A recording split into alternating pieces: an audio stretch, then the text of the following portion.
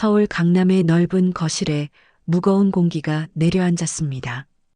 유리 테이블 위에 청첩장 견본이 놓였고 금색 글씨가 희미하게 반사되었죠. 한기석은 외투를 벗지도 않은 채 서 있었고 시계 초침 소리만 또렷하게 들렸습니다. 그의 눈빛은 이미 결론을 품고 있었고 주변 사람들은 말을 아꼈습니다. 도연은 손에 든 봉투를 쥔 채 자리에서 일어나지 못했습니다. 서연은 준비해온 인사를 삼키고 상대의 표정을 살폈습니다. 그만하시죠. 한기석이 낮고 단단한 목소리로 말했어요. 지금 이 결혼은 없던 일로 하겠습니다. 그는 의자에 앉으며 서류를 밀었습니다. 이유를 듣고 싶습니다. 도연이 어렵게 말했어요. 검사의 길은 가벼운 선택이 아닙니다. 한기석은 단호하게 덧붙였죠. 거실의 조명은 과하게 밝았고 탁자 유리에 가족 사진이 비쳤습니다. 액자 속의 미소는 현실과 달리 평온해 보였어요. 서연은 준비한 말들을 접고 조용히 고개를 숙였습니다. 그녀는 상대의 마음을 바꾸기 어렵다는 사실을 빠르게 판단했습니다. 도연은 아버지를 설득하려 했지만 이미 논의의 문은 닫혔습니다. 식탁 모서리에는 급히 메모한 일정표가 놓였고 다음 주 검사 인사 발령이 표시되어 있었죠. 그 표시는 단 하나의 방향을 가리키는 화살표처럼 보였습니다. 상대 집안이 문제라기보다 내가 짊어질 책임이 문제다. 한기석은 정리하듯 말했어요. 이 일로 흔들리면 넌 오래가지 못한다. 덧붙이는 말은 경고처럼 들렸습니다. 거실에 다시 정적이 깔렸고 문틈으로 밤 공기가 스며들었습니다. 서연은 차분히 자리를 정리하고 인사를 했습니다. 그녀의 손끝은 떨리지 않았지만 손바닥은 서늘했어요. 엘리베이터 거울 속의 얼굴은 낯설게 보였고 눈가에 피곤이 번졌습니다. 로비를 지나며 그녀는 결혼 준비 목록을 휴대폰에서 삭제했습니다. 남은 항목들은 미완성의 빈칸으로 바뀌었죠. 밖으로 나오자 늦가을 바람이 코끝을 스쳤고 가로수 잎이 바닥을 스치는 소리가 났습니다. 그녀는 주머니에서 버스 카드를 꺼내며 동선을 계산했습니다.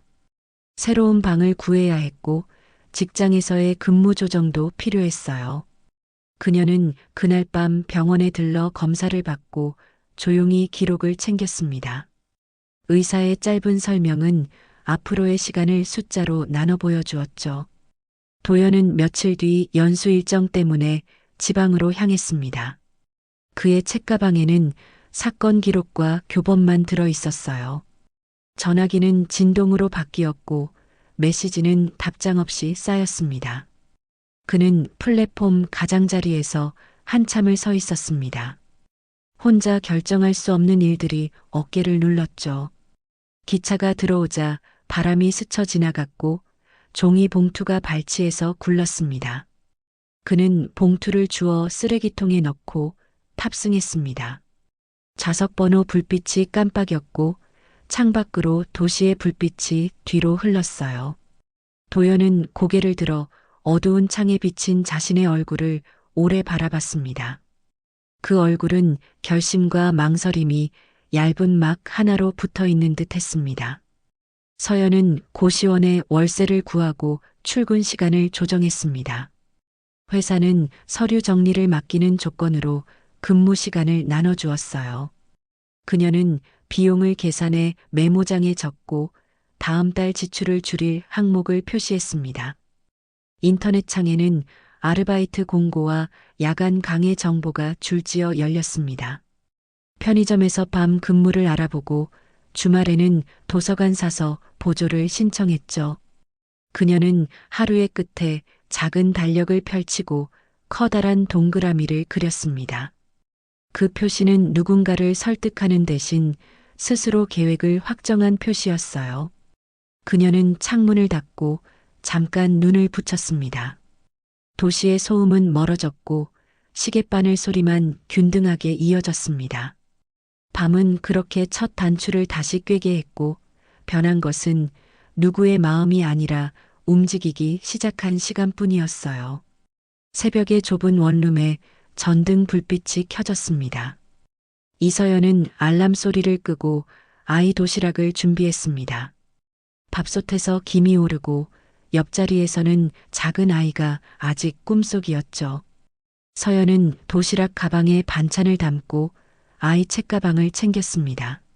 학교 앞 횡단보도에서 아이의 손을 잡아주며 안전을 확인했습니다. 아이를 교실 앞에서 보내고 나자 그녀는 지친 얼굴로 곧장 출근길에 올랐습니다.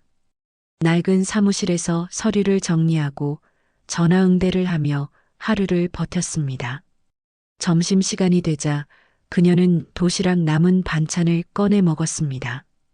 오후에는 상사의 지시로 외근을 다녀오고 다시 복사기 앞에 섰습니다. 시계가 6시를 넘기자 그녀는 가방을 둘러매고 강의실로 향했습니다. 야간 대학원 건물은 불빛이 환했고 학생들이 모여들었습니다. 서연은 강의실 뒷자리에 앉아 필기를 이어갔습니다. 옆자리 후배가 도와주겠다며 노트를 빌려줬습니다. 교수는 판례 해설을 이어갔고 그녀는 빠지지 않고 적었습니다. 강의가 끝난 뒤 서연은 후배들과 함께 도서관에 들렀습니다. 시험 준비 모임에 참여하며 정보를 나누었고 사람들은 그녀의 끈기에 감탄했습니다. 늦은 밤 집에 돌아와 아이의 숙제를 챙기고 빨래를 널었습니다. 탁자 위에는 내일 일정이 빼곡히 적힌 수첩이 놓였습니다. 그녀는 피곤에 지친 몸을 이끌고 책을 펼쳤습니다. 눈꺼풀이 무거워졌지만 책상의 조명은 새벽까지 꺼지지 않았습니다. 한기석은 검찰총장 자리를 지키며 정치인들과의 만찬 자리에 자주 나타났습니다.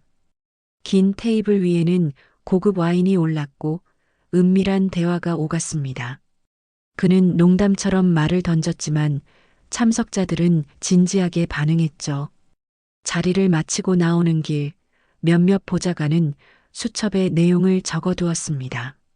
정치인들은 향응을 자연스럽게 받아들였고 그의 권위는 여전히 견고해 보였습니다. 하지만 내부에서는 다른 움직임이 시작되고 있었습니다. 젊은 검사 하나가 상부의 부당한 지시를 거부하며 보고서를 남겼습니다. 보고서는 언론사로 흘러들어갔고 신문 일면에 그의 이름이 실렸습니다. 제왕적 검찰총장이라는 제목 아래 그의 얼굴이 크게 인쇄되었죠. 사무실 복도는 그 기사로 술렁였고 직원들은 눈치를 보며 말을 줄였습니다. 한도연은 검사실에서 신문을 펼쳐 들었습니다. 종이에는 아버지의 사진이 뚜렷하게 찍혀 있었습니다. 동료 몇 명은 그의 시선을 피하며 회의실로 향했습니다. 누군가는 뒷말을 나누며 고개를 끄덕였고 그 목소리는 낮았지만 뚜렷했습니다.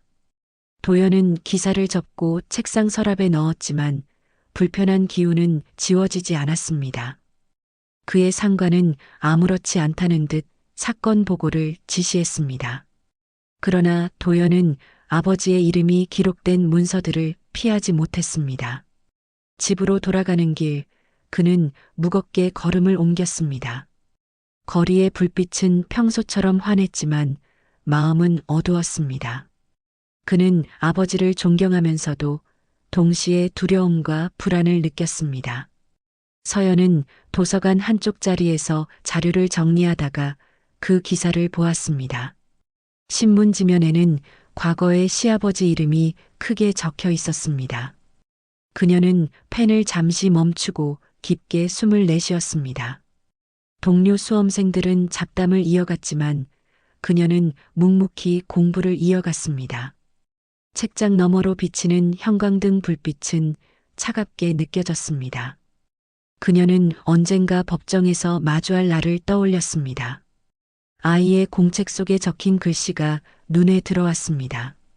아들은 중학생이 되어 성적을 유지하며 자리를 잡아가고 있었습니다.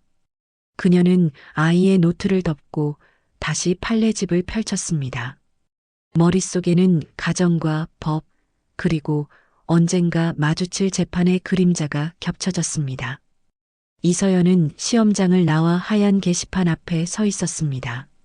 사람들이 몰려들어 합격자 명단을 확인했고 여기저기서 환호가 터졌습니다. 그녀는 조심스럽게 손가락으로 이름을 따라가다가 자기 이름을 발견했습니다. 순간 발걸음이 멈췄고 주변의 소음이 잠시 사라진 듯 했습니다. 옆에 있던 후배들이 그녀를 끌어안으며 축하 인사를 건넸습니다.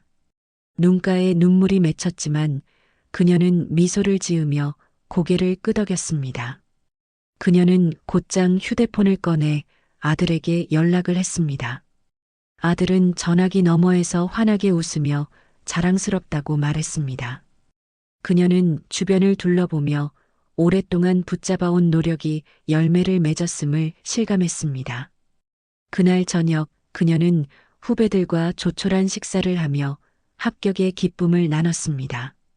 며칠 뒤 서연은 사법연수원에 입소했습니다.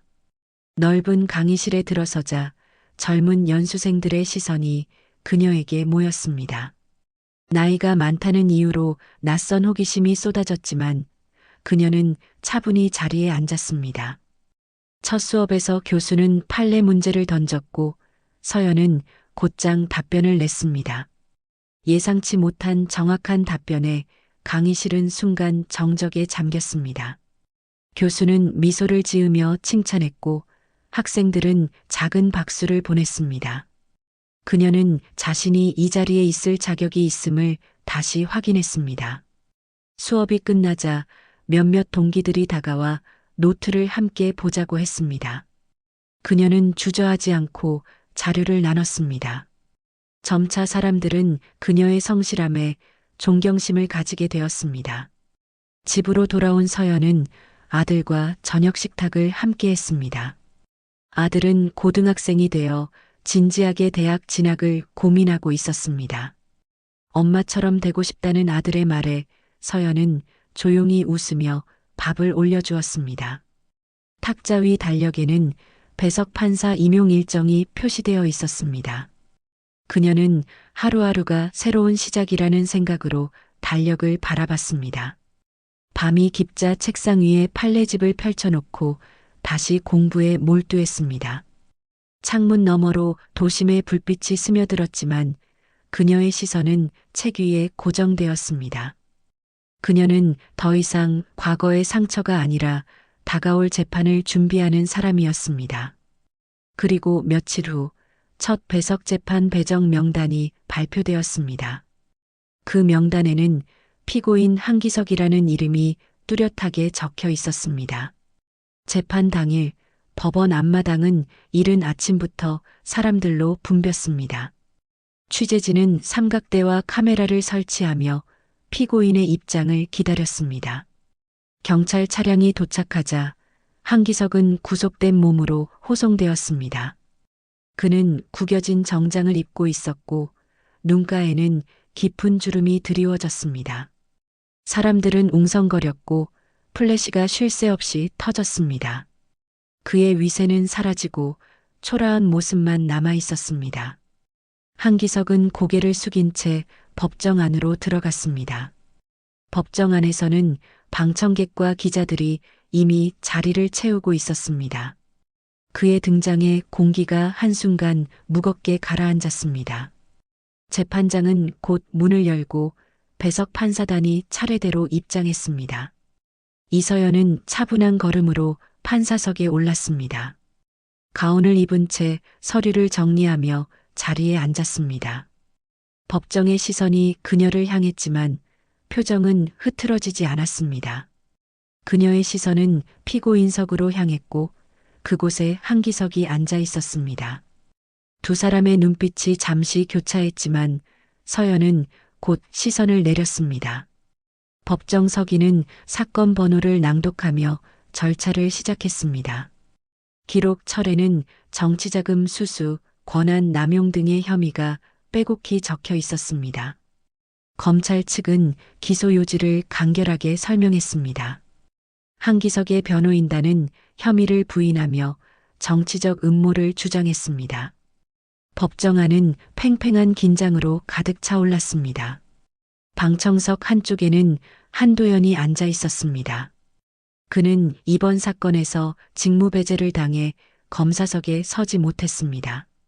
대신 방청객으로서 재판을 지켜보고 있었습니다. 그의 눈은 아버지와 서연 두 사람을 번갈아 바라봤습니다. 옆자리에는 대학생이 된 아들 지민이 앉아 있었습니다. 지민은 판사석의 어머니를 똑바로 바라보며 긴장한 기색을 감추지 않았습니다. 그의 두 손은 무릎 위에서 꽉 쥐어져 있었습니다. 카메라 셔터 소리가 잦아들자 재판장은 첫 증거 제출을 지시했습니다. 검찰은 곧장 은행 계좌 내역과 관련 문서를 제출했습니다. 서연은 서류를 검토하며 재판의 첫걸음을 굳건히 내디뎠습니다. 검찰 측은 차례대로 증거를 제시했습니다. 은행 비자금 계좌 내역과 송금 기록이 스크린에 띄워졌습니다. 피고인석의 한기석은 얼굴을 굳힌 채 기록을 외면했습니다. 변호인단은 증거의 신빙성을 문제 삼으며 반발했습니다. 정치적 음모라는 주장이 반복되었고 법정안은 소란스러워졌습니다. 재판장은 정숙을 요구하며 의사봉을 두드렸습니다. 방청석에서는 작은 웅성거림이 이어졌고 기자들은 빠르게 메모를 적었습니다. 그들의 펜끝은 사건의 무게를 따라가듯 분주했습니다.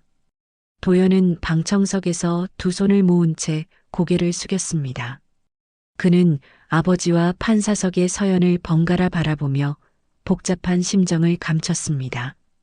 증인석에는 전직 보좌관이 앉았습니다. 그는 뇌물 전달 과정을 상세히 진술했습니다. 법정에 놓인 녹취록과 사진 자료가 그의 증언을 뒷받침했습니다. 변호인단은 진술의 모순을 지적하려 했지만 증거는 일관성을 유지했습니다. 한기석의 이마에는 땀이 맺혔고 손끝은 떨렸습니다. 방청석에서는 긴장된 침묵이 흘렀습니다. 지민은 의자 끝에 앉아 눈을 크게 뜬 채 어머니를 바라봤습니다. 그의 눈동자에는 혼란과 동시에 경외가 비쳤습니다. 서연은 차분히 기록을 정리하며 증언을 듣고 있었습니다. 그녀의 얼굴에는 법관으로서의 냉정함만이 남아 있었습니다. 재판은 밤까지 이어졌습니다.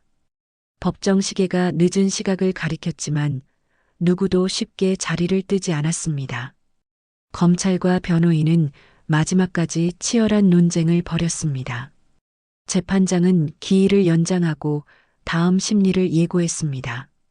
사람들은 무겁게 자리에서 일어나 법정을 빠져나갔습니다. 기자들은 건물 밖으로 달려나가 기사를 송고했습니다. 도연은 복도 한편에 멈춰서서 깊은 한숨을 내쉬었습니다. 그의 시선은 여전히 법정 문을 향하고 있었습니다. 지민은 어머니 옆으로 다가와 작게 손을 잡았습니다. 서연은 말없이 고개를 끄덕이며 다음 판결을 준비하는 눈빛을 보였습니다. 법정안은 이른 아침부터 사람들로 가득 찼습니다. 기자들은 자리를 차지하고 방청석은 긴장된 기류로 묶여 있었습니다. 서연은 판사석에 앉아 판결문을 펼쳤습니다. 그녀의 손끝은 흔들리지 않았고 목소리는 차분했습니다. 징역형 선고가 내려지는 순간 법정은 술렁이며 웅성거림이 터져나왔습니다. 한기석은 고개를 깊이 숙인 채 반응을 보이지 않았습니다. 그의 얼굴에는 오랜 권위의 흔적 대신 무력함이 드러났습니다. 검찰 측은 짧게 기록을 정리하며 결과를 확인했습니다. 방청석의 도연은 두 손을 무릎 위에 올린 채 숨을 내쉬었습니다. 옆자리 지민은 긴장을 풀며 어머니를 바라봤습니다. 기자들은 법정을 빠져나가며 속보를 송고했습니다. 검찰총장의 몰락이라는 제목이 곧바로 온라인 기사에 떠올랐습니다. 사람들은 휴대폰으로 뉴스를 확인하며 법원 앞을 가득 메웠습니다. 경찰 호송차가 대기하자 한기석은 호위에 따라 천천히 걸어 나왔습니다. 플래시 세례 속에서 그는 말없이 차량에 탑승했습니다. 차량 문이 닫히자 군중은 웅성거리며 그 뒷모습을 바라봤습니다. 도연은 법원 현관 앞에서 잠시 발걸음을 멈췄습니다. 그의 눈은 붉었고 표정은 복잡했습니다. 지민은 그 옆에서 조용히 서 있었습니다. 서연은 판사석을 떠나며 기록처를 단단히 쥔 채 똑바로 걸어 나왔습니다. 며칠 뒤 늦은 오후의 법원 뒤뜰은 조용했습니다. 단풍잎이 바람에 흩날리며 벤치 주변에 내려앉았습니다. 서연은 판사복이 아닌 평상복 차림으로 앉아 있었습니다. 그녀의 눈은 멀리 법원 건물의 벽을 바라보고 있었습니다. 잠시 뒤 도연이 다가와 어색한 발걸음을 멈췄습니다. 그는 서연 옆에 앉아 한동안 아무 말도 하지 않았습니다. 두 사람 사이에는 긴 세월의 공백이 놓여 있었습니다. 도연의 손은 무릎 위에서 꼼지락거렸고 표정에는 깊은 후회가 배어 있었습니다. 서연은 차분히 고개를 돌려 그를 바라봤습니다. 그녀의 시선은 단호했지만 감정의 흔적을 완전히 지우진 못했습니다. 멀찍이 서 있던 지민은 부모의 모습을 조용히 지켜봤습니다. 그의 얼굴에는 복잡한 감정이 오갔지만 차분히 두 사람을 바라봤습니다. 도연은 더 이상 변명하지 않았습니다. 대신 책임을 다하지 못한 과거를 묵묵히 받아들이는 듯 했습니다. 서연은 목소리를 낮춰 아들에게 시선을 옮겼습니다.